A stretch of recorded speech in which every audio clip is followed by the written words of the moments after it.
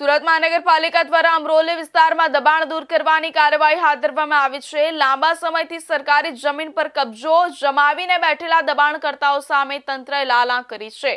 Bulldozer ફેરવી ગેરકાયદે બાંધકામો હટાવવામાં આવ્યા છે। અમરોલી વિસ્તારમાં આવેલી સરકારી માલિકીની કિંમતી જમીન પર છેલ્લા કેટલાક સમયથી કાચા પાકા શેડ અને ગેરકાયદે બાંધકામો ઊભા કરી દેવામાં આવ્યા હતા। આ અંગે તંત્રને અનેક ફરિયાદો મળી હતી। ત્યારબાદ મનપાના ઝોનલ ઓફિસરો દ્વારા ડિમોલેશનની નોટિસ આપવામાં આવી હતી। આ પછી દબાણો જાતે ન હટાવાતા આજે સવારથી જ મનપાનો કાફલો જેસીબી અને બુલડોઝર સાથે સ્થળ પર પહોંચી ગયો હતો। કોઈ અનિચ્છનીય ઘટના ન બને તે માટે સ્થાનિક પોલીસનો ચુસ્ત બંદોબસ્ત પણ ગોઠવવામાં આવ્યો હતો। મનપાના સૂત્રોના જણાવ્યા અનુસાર આ કામગીરી દરમિયાન હજારો ચોરસ ફૂટ સરકારી જમીન ખુલ્લી કરવામાં આવી છે, જેની બજાર કિંમત કરોડોમાં અંકાય છે। આ વિસ્તારમાં રસ્તા નડતરરૂપ દબાણો અને સરકારી પ્લોટમાં થયેલા દબાણોને દૂર કરવામાં આવતા અનેક રસ્તાઓ પણ હવે વધુ મોકળા બનશે।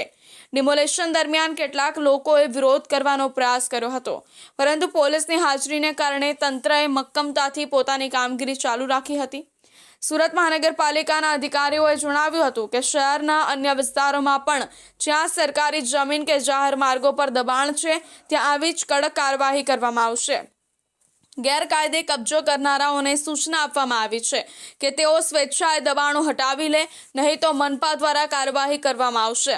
આ ગેરકાયદે બાંધકામો મર્ડર, મારામારી અને અન્ય ગંભીર ગુનાઓમાં સંડોવાયેલા આરોપીઓ દ્વારા કરવામાં આવ્યા હતા। સુરત પોલીસ કમિશનર અનુપમસિંહ ગહેલોત અને સંયુક્ત પોલીસ કમિશનર કે.એન. ડામોરના માર્ગદર્શન હેઠળ અમરોલી પોલીસ અને મહાનગરપાલિકાએ સંયુક્ત ઓપરેશન હાથ ધર્યું હતું।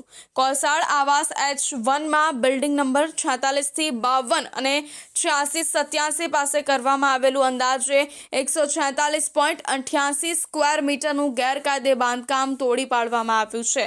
આ ઓપરેશનને સફળ બનાવવા અમરોલી પોલીસ સ્ટેશનના પીઆઈ જે.બી. વનાર અને પીઆઈ ડી.કે. પટેલ સહિત 4 ઉચ્ચ અધિકારીઓ અને 16 પોલીસ જવાનોનો કાફલો ઘડકી દેવામાં આવ્યો હતો। આ સાથે સુરત મહાનગરપાલિકાની 50 માણસોની ટીમ, 2 જેસીબી મશીન અને 4 ટ્રકોની મદદથી ગણતરીના કલાકોમાં જ તમામ ગેરકાયદે દબાણો દૂર કરી દેવામાં આવ્યા હતા।